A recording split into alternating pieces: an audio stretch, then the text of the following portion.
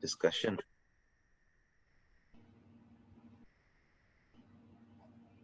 is Maharishi's top tips from Sidhars' way of living.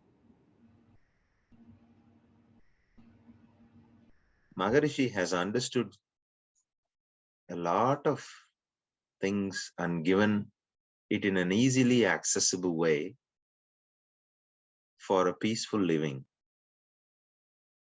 and for the world peace.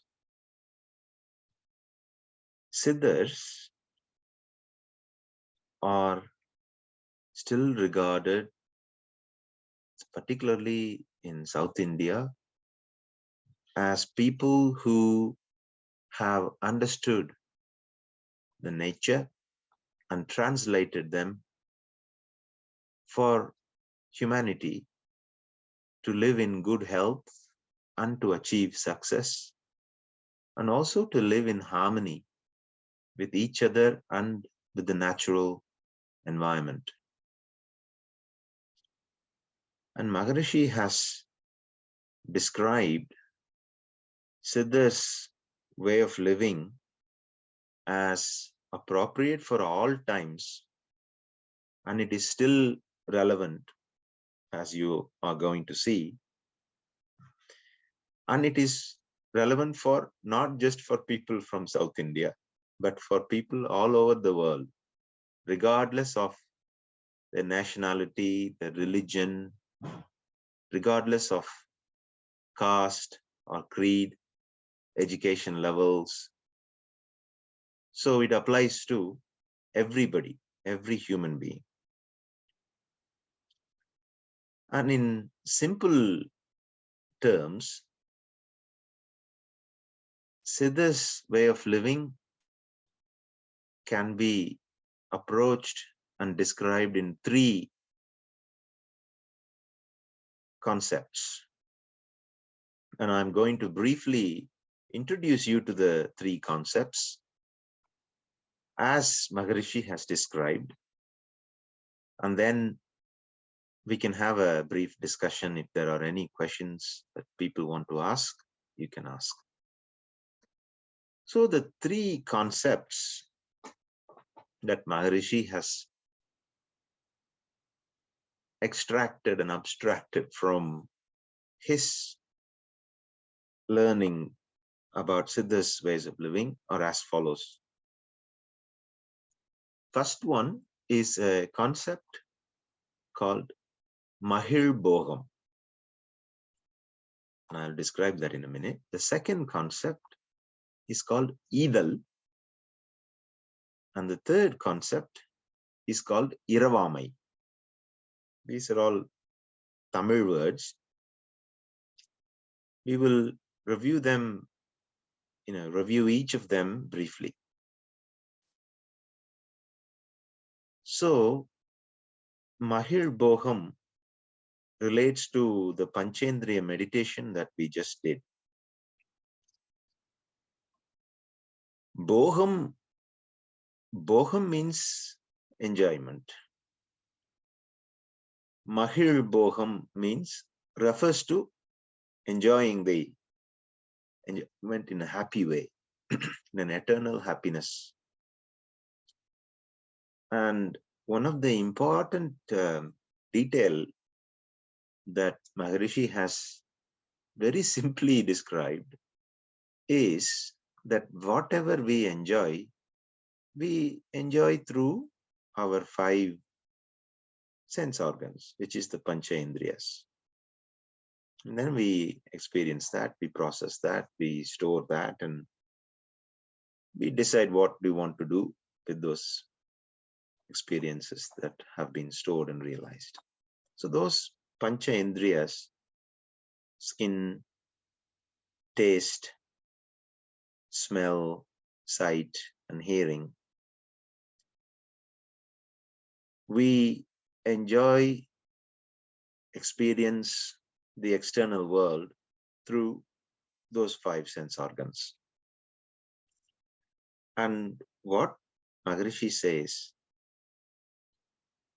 contrary to what we may commonly believe, that the taste that we experience from a fruit, from a cake, from anything, from the food we eat, is a characteristic of that food that we eat. Or the smell of a flower is a characteristic of the flower we smell.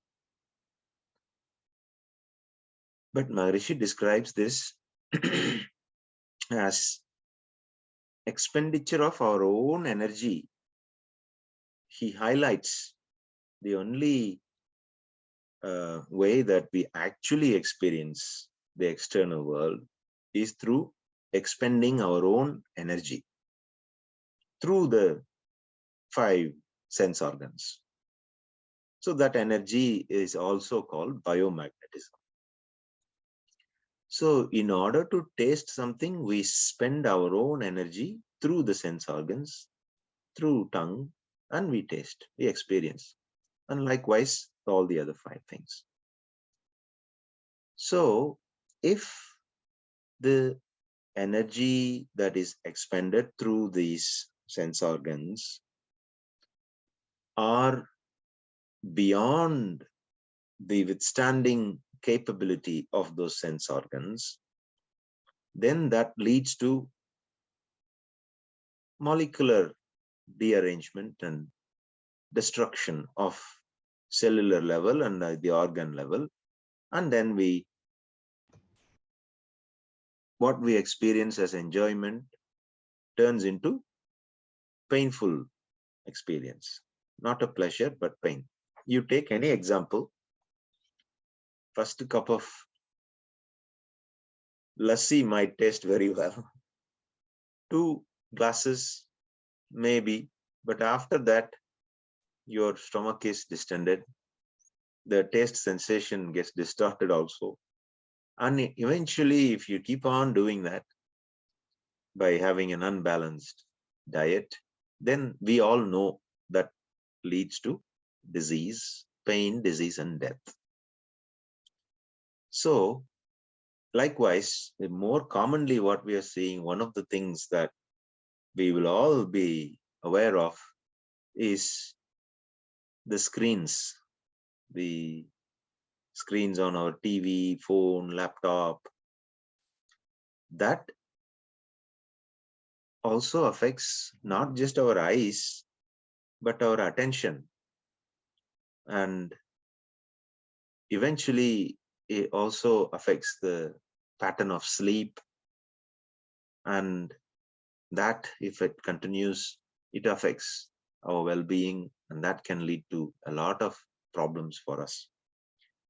So how Maharishi describes this is there has to be a limit and method of enjoying the external world, and also the quality of what we should be seeing as pleasure or pain.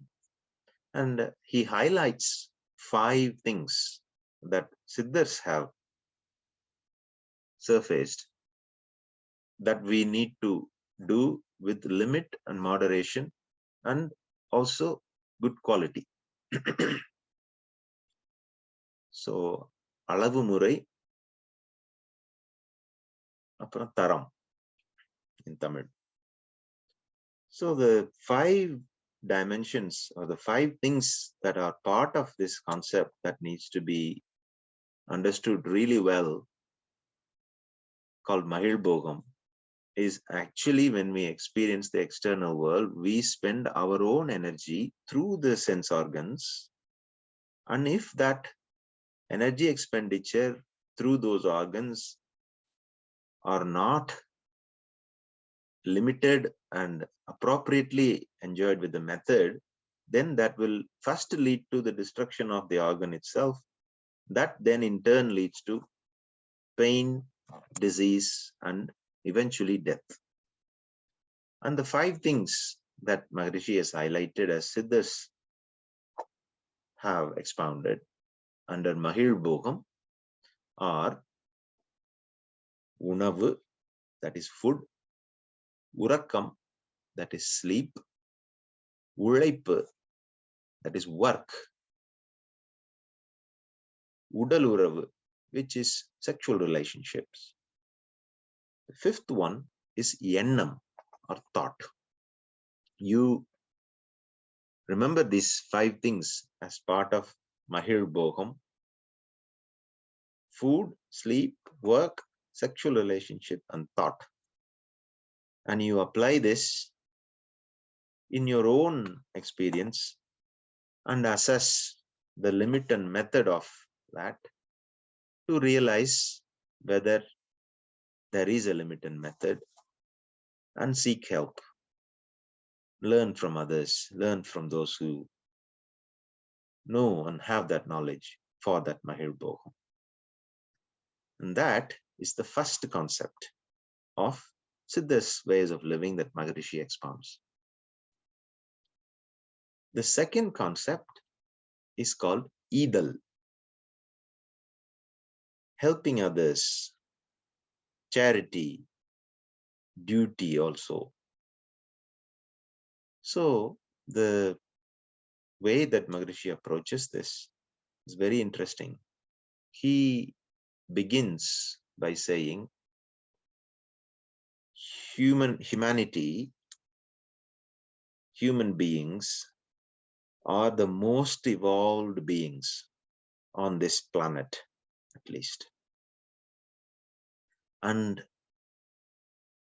the pinnacle of the evolution is sixth sense, which you dealt with in the past in this session. And that sixth sense not only helps one to achieve whatever is achievable through a self, an individual, it is also needed for the betterment of others around us, and indeed the environment around us these days particularly. And the reason why he says that is also interesting. You take anything that you see around you, the food you eat, just a cup of coffee. If you reflect on how many people have been involved in their work, through their work and their effort and their brain, from cultivation in the coffee plantation to the coffee in your hand, and everything that comes with it, the sugar, the milk, the cup, how many people's thoughts and effort have gone in. Without that, you can't have that coffee. That is, although human beings have sixth sense, there is one thing that Maharishi always says, is that unlike other living beings who normally enjoy life and the nature as they are present, but it's only human beings that even for their sustenance, they have to use their intelligence to convert what is naturally available into something before consuming. Not just food, you think about anything. We are not living in the open air or in the caves anymore. That is due to evolution of our intelligence. So Maharishi surfaces the concept of duty using the sixth sense towards your own selves to meet your needs and protect yourself, but also to your life partner, your family, your community, the nation, and the world. That Maharishi describes as expression of love towards others, and that is manifesting as charity or concern for others. Be prepared to help others as a duty, because we have to pay our dues to the rest of the world, whether they are young people, older people, anybody. So that sense of love ultimately is understanding the absolute, which we will look at the next. So that sense of love towards others catalyzes, promotes the sense of love towards the human society, which is part of the world, and that promotes love towards the world and the universe. And through introspection, meditation, which is the next concept I'll come back to, it promotes the sense of cohesion. That is only through which, through love and compassion, we can have the inner peace. That is the thesis of Sidhars and Maharishi. So that is the second concept called Edal, Iravamai. Being Edal, second concept. Being prepared to help others with love and compassion, without others asking, always offering our help and being prepared for it. That's second concept, Edal. So the first concept is Mahir Boham, enjoying 5 things with a limit and method. The second concept is Edal, which is being prepared to help others with love and compassion. And then the third concept is Iravamai. This is very special to Sidhars. Iravamai translates as eternal living. And one question arises here. Does that mean that we live forever and never die? Actually, Maharishi and Sidhars are describing it is not about living forever in this body, but keeping the life force for as long as it is needed in the body through your own intelligence.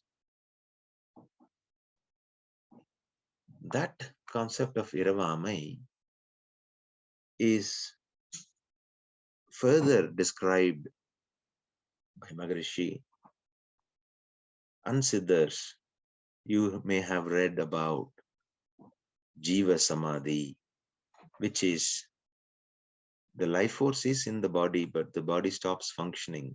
But it happens at the will of somebody who has mastered the art of Iravamai, which is mastering the art of life force, which is in turn leading to mastering the art of biomagnetism, which is also linked with the physical body. And the whole philosophy and the explanation of the natural reality is, you will have all, most of you at least have, who have done the foundation program, would have learned this, the physical body, astral body, causal body, and the absolute. So the Siddhars have described various methods to have the life force strengthened in the physical body. And the life force is the force that gives the energy, which is in fact the biomagnetism, that allows us to have the bodily functions and the mental functions. And if you master the art of that, then the life force is always strong.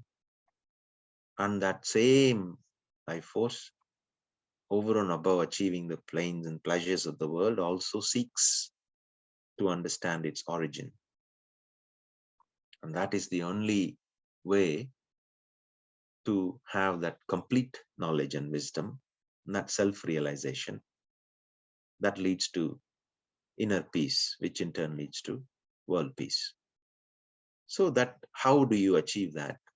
That Iravamai is through physical exercises, meditation, kaya kalpam, introspection, and constantly using the intelligence and appreciating the chit, the Chit Akash, the life force, and how to understand the past experiences in the present circumstances, and knowing the cause and effect of our actions and acting, all of this, and to constantly improving oneself.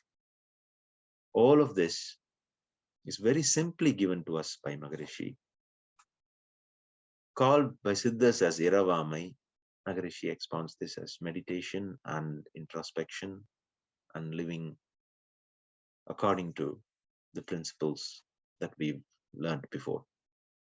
So these three concepts, Mahil Boham, Idal, and Iravamai, are the core concepts that are applicable regardless of one's nation, background, religion, belief.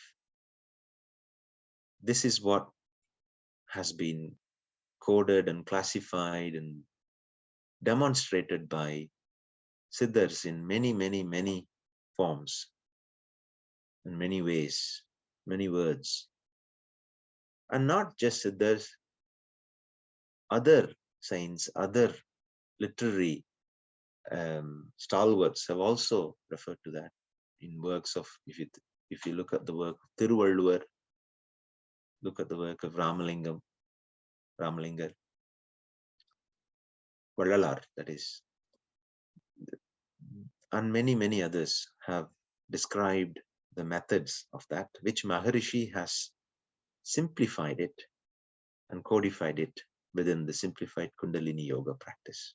So by doing the simplified Kundalini Yoga practice, we are all actually striving to achieve Mahil Bhogam, Idal, and Iravamai. And I hope that gives you an introduction to what Maharishi says about Siddha's ways of living. We can take a few questions. Be blessed by the divine. Thank you, Dr. Shakti. Very nice presentation. And all the three things what you mentioned is actually like interconnected to each other. It is impossible to reach the stage of Yeravanmai without getting appropriate level of practice for both Magibogam and the Idal. Shakti, since we have time, what is your view on this Iravamai, maybe from as a doctor's perspective? Do you have any thoughts? Can you explain a little bit more, please? Thank you, Dr. Ananda. Iravamai is longevity. And longevity is not just adding years to life, but also life to years. And if you think about moderation of the habits, moderation of diet, physical activity, sleep, mind wandering, and indeed relationship with others, these are all things that affect the health of us now also. Although the Siddhas have said it in their ways, if you think about what is actually leading to premature deaths, heart disease, cancer, just to take those two examples, we can go on others also, lung disease, mental health issues, they're all linked to, although there are treatment modalities that are different these days, if you reach for the root causes, one cannot ignore the ways of living that we all have. There is always an element of genes, genetic factors. There is also the environmental factors. When there is a cold snap, there's increased heart attacks. But we have the knowledge to protect and meet the basic needs of humanity, not just through medicine, but also through other ways, other technologies, heating, for instance, basic one. So, Iravamai should not be interpreted as achieving a state where people don't die, and it should be interpreted as healthy living, long and healthy life, and independent living. Be blessed by the divine. Thank you, Shakti. That is quite good clarification. Any other members have any questions, please? Hello, this is Mrs. Ramesh. Actually, I heard your session, and I was very much interested to know. In olden days, all our siddhas, they were never paid for what they were doing. But now, with the modern era, we have been paid for what we do. Like if we work in a medical profession or a nursing profession or an engineering profession, but indirectly or directly, we are helping the society. So how do you class this? Like, would you say that this is a charitable thing, or should we be doing something other than this where we are not paid? See, money was not even there those days, and it is the mindset that matters. You may be a superb consultant, a world expert, but your mindset, if your mindset is I'm doing that because the more I do, the more I get money, more I get the lavish life, and I don't care about the limit and method, then that eventually is not going to end up in a peaceful manner and peaceful life. But if the same job is done also, I'm not saying don't do it for money. Money obviously is the important currency these days. What I am saying and what I understand is that the charity is in the mindset of someone. And yes, people who are lucky enough to have their job as helping others, I think is a wonderful privilege to have. And it is the mindset that matters there too. Um, I hope that answers your question, Mrs. Ramesh. Yeah, that's fine. Because I was like not sure whether you have to go beyond what we are doing, because I do my job with a lot of dedication. Okay, that is okay. That is a good question. In the Yeah. Maharishi's philosophy of life, there are steps towards one's duty, and Hmm. you will be aware of this. He describes that first you need to meet your basic needs through Hmm. limited method. Second, Yeah. you need to protect yourselves from the natural disasters and other people and accidents. Third, there is a way of living which should not harm others, whether you're a doctor or anybody, in mind or physical or mental, don't harm others. Mm. The- and it is actually a step by step thing. The after that is duty towards others, and then charity. Yeah. Either should not be just directly understood as just charity, as in I donate X amount of money or I donate my time. It really needs to be understood in association with the duty also towards oneself first, one's family next, and then the community in which we live, and then the nation, and then the world. But that either and the charity is not how you approach it, but also it needs to lead to other people approaching that. So, for example, it is not just your privilege to give money to others, it actually is to be understood as even if you give money to others, others may not want to accept it. We should approach that as our privilege to be in a position to help others. So, it's that mindset and being prepared for helping others, and not just for ticking a box and getting some tax benefits, but also with the mentality of love and compassion. That most of these things has a mindset dimension, and that is what differentiates what we see as external behaviors from one another. Thank you. Thank you, Thank you, Dr. sir. Shakti.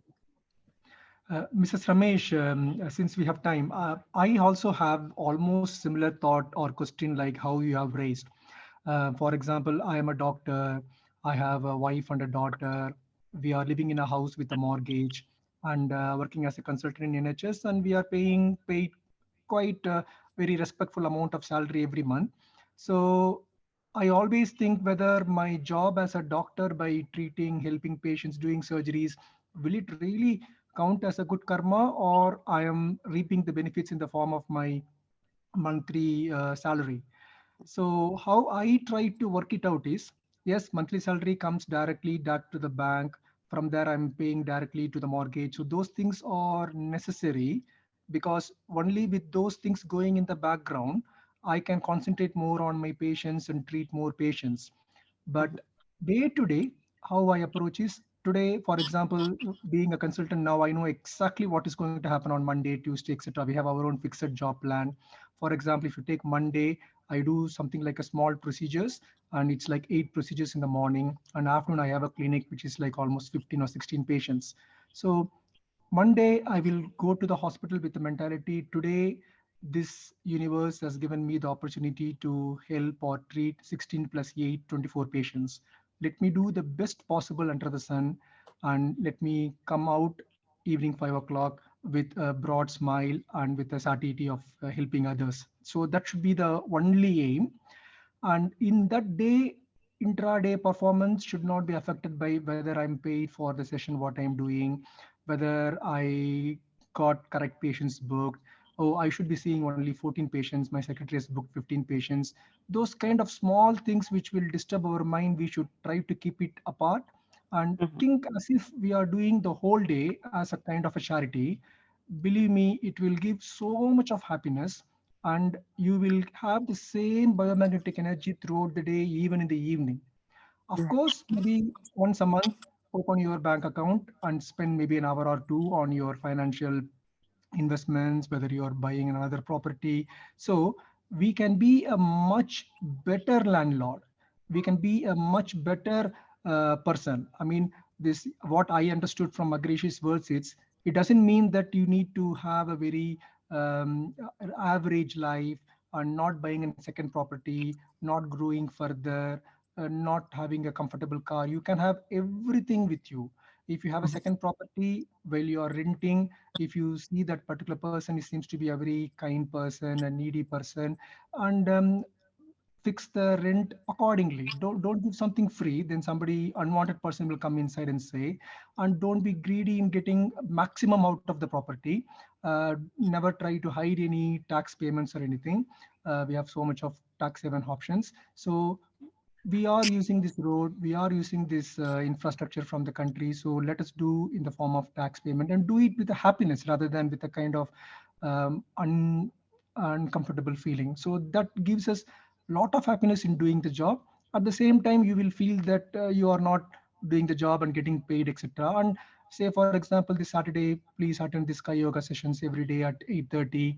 We do something like adopting a village in Tamil Nadu and do a lot of services. Maybe the announcement may come every summer, so we can contribute through that. If we have Sky Yoga sessions in your place, please take part as a delegate to get the maximum out of it, and also as a volunteer to help the people. So there are so many ways we can get the satisfaction of Eidul by working as a full-time paid doctor also. I hope the explanation helps. Yes, that's very clear. Thank you very much. Thank you. Srinivasan Pani sir, I think you have had your hands up. Yeah, doctor. Thanks a lot. Very useful speech, Dr. Shakti, and nice clarifications. Since you brought that cancer as a point, just want to know, see, in spite of being teetotalers, people are getting affected in India, especially at old age, surprisingly, different forms of cancers, and it's very hard to hear people are getting affected and treated post surgery. Is there a rehabilitation where through Sky Yoga we can after, because 70 plus aged, how can they do Sky Yoga? And is there any way? I know these are all something we can't fully get in this session, but be interested to know in future sessions as well. How can we prevent cancer? Definitely. One thing to begin with is that we don't know 100% about cancer. we are increasingly understanding it better. So even if we are teetotaler, like you say, no cancer in the family, we still don't know sometimes what causes cancer. We know a lot more than before. So that doesn't mean to say that, well, we will all forget about the lifestyle and healthy behaviors. It's important. And also screening programs, very important. Early detection and all the full rehab, and increasingly a lot of new medications, genetic level, biomodifying, biomodification, medications are there. So that will even further develop with all the quantum technologies. Sky yoga and cancer, two things. There are a lot of studies that have described and tried to understand and associate the linkages between simple exercises and after cancer treatment, the management of pain, management of swelling, and particularly meditation can be very, very helpful. Also, it has been found in terms of as an adjuvant therapy for cancer pain and also depression, when many people are depressed through cancer. The one thing about sky yoga is that it can be done by, there is no age limit. Okay, you may not be able to walk because your legs are chopped off, but you can still meditate. And there are aspects of sky yoga. Well, all the aspects of sky yoga is to be taken till the end. As long as we have a body that is working well and mind that can perform meditation, sky yoga can be practiced by all ages. The only thing is kaya kalpam only after people reach puberty. That also can be practiced. And what senior professors have said is, even if somebody is recovering from an operation and not able to move around, just mentally, just rehearsing the exercises, and meditation you can do anywhere as long as you got the faculty. So we can discuss it also in detail about what you were saying there, Mr. Srinivasan. Thanks, Doctor. Really useful. I think I've just at least suggested to take the sky relaxation exercise. Yeah, relaxation. That's and, what because meditation, I don't know how far it can be done because already is in the pain. So that's where I thought at least relaxation exercises was always useful for me also. So that's where Definitely. And yoga therapy itself is becoming a specialty in itself, like physiotherapy, occupational therapy. Yoga therapy is becoming a discipline in itself. We will learn more about it. Yeah. Only thing in Chennai, I think sometimes I feel, whereas here they think about patients first because they don't rush up things and ensure their comfort is maintained. I am not sure that level is maintained everywhere. That is one thing I'm seeing as a difference. That's true. Thanks, Doctor. Thank you for this session. Very useful. Thank you. Nandri. Thank you, Srinivasan Pani sir. In my view, I think the sky yoga practices can be performed by anyone, even if they are like bedridden. Say, for example, this Kaya Kalpa, we can do as much as possible because there is a position Kaya Kalpa where we are lying in the bed just before going to sleep, or even in the morning time, the third stage is like almost lying down with legs folded. If legs can't be folded, it can be done whatever best possible. And as Dr. Shakti has mentioned, clearly that physical body, subtle body, and causal body. So if you are thinking as if you are bending or doing some exercise, something like that, your subtle body will perform the act even though your physical body is having no capacity to that. And as Dr. Shakti mentioned, meditation will release the necessity transmitters like dopamine, etc., which gives lot of pain relief. In fact, indirectly for a cancer patient with the pain, what we are trying to do is like WHO step ladder pattern of non-opioid painkillers, NSAIDs, and then going for opioid painkillers.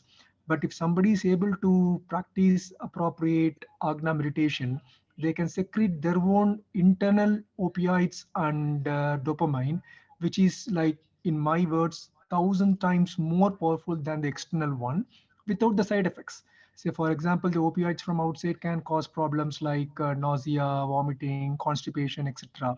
While our internal opioids are so titrated that there is absolutely no side effect, and they can get a good amount of relief. This is more for like a physical body and subtle body. Apart from that, the one important lesson which I learned from Maharishi is the karma and how to get away or get overcome the karmas.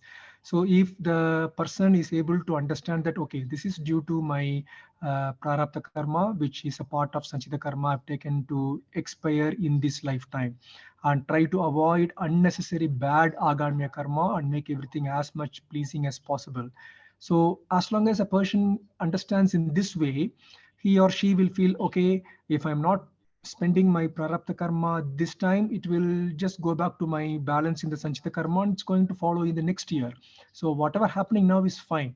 So it is like a kid who is given like a plate of, say for example, sambar rice and pavaka puriyal.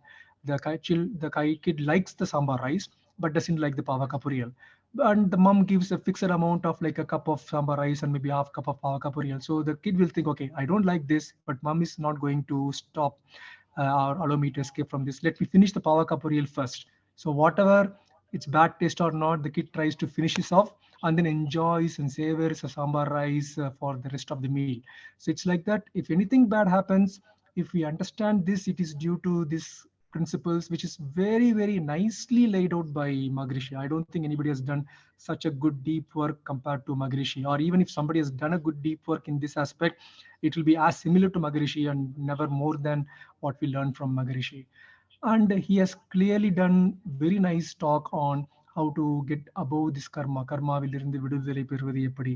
Like this planets are supposed to be, with the help of the gravitation, indirectly controls the karma. So we can do this Panchabhuta Navagraha Davam, which really controls the karma. And in my personal life, I have seen real direct effects of all these things. That's why I can vouch, not only as a very audious Sky practitioner and also as a medical person and a knowledgeable doctor, I can say that it really works. Vargavalamana. Thanks, Dr. Ananda. Really, thanks for the tips. That causal body also, even the physical body is not able to do, causal body will be able to do that. That's what you are saying, right? In case if they are bedridden, still that they if they think, then that causal body will be doing. That's what I understand. That's what you were trying to interpret earlier, or my interpretation is not correct. No, your interpretation is absolutely correct. So they should understand the principle, as Dr. Shakti said, about this physical body, subtle body, and causal body. This is like a LKG, UKG syllabus in the pathway of our yoga. So once they understand that, they understand the karma, it gives them a lot of satisfaction. They won't feel hurt. It is like somebody punching on our face, but we know that we are going to get punched, and we are preparing ourselves to get the punch and get away with the pain and get away with all the discomfort. So the life will give you a very bad experience, but you have all the weapons to fight against it or tolerate it and overcome it. So that's what Sky Yoga gave me, and also it's possible for anyone. Doctor, only thing is we are practicing, they are not aware of that concepts. That's where it's hard to convince that at this point of time, maybe I don't know whether I can convey the benefits and the concepts of Sky Yoga, but I will see what best we can do. Yeah. Thanks, Doctor.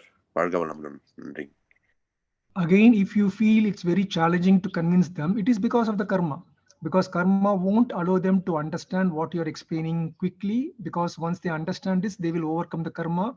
And I always visualize karma as an entity. So we should be able to win it, otherwise it will win us. So it's our choice whether we are going to lead by karma or whether we or going to control it and follow the Sky Yoga path and have a good control over it. It's not easy. I have done a lot of discussions with my own parents, my in-laws, my brother-in-law, my sister, and everybody. A lot of people absorb a lot, but I can clearly see the cohort which is absorbing quickly, a cohort who can't get even the top cream of it. It is because of their karma, and the end of the choice is themselves. And by chance, if your relative who is suffering, if that gives you suffering, it is because of your karma. So at least you should empower and weaponize yourself with good sky practices so that you have enough strength to face this, and you can only do only to a certain extent, isn't it? Fine, doctor. Yeah, correct, doctor. Thanks, doctor. Really useful again. Nandri. Bhargavalam. Okay, great. I think that probably brings us to the close of the session, unless anybody else has any questions. It's all about understanding your ego, understanding your imprints, and understanding the illusions around us. And it is not about convincing or demonstrating anything to others. It is about your direct experience, and it applies to others also. People will see the changes in you and may ask you. And that is how the whole philosophy of Indian philosophy is about direct experience and justifying that through logic and science. Okay, wish you all the best. Be blessed by the divine. Shall we conclude it here, Dr. Ananda? Yes, please, Shakti. Okay. Have a good weekend, everyone. Bye. Thank you very much, Shakti. Have a nice weekend, everyone. Everyone, happy Happy Pongal. Pongal. Thank you. Happy Pongal. Bhargavalam. Well, More having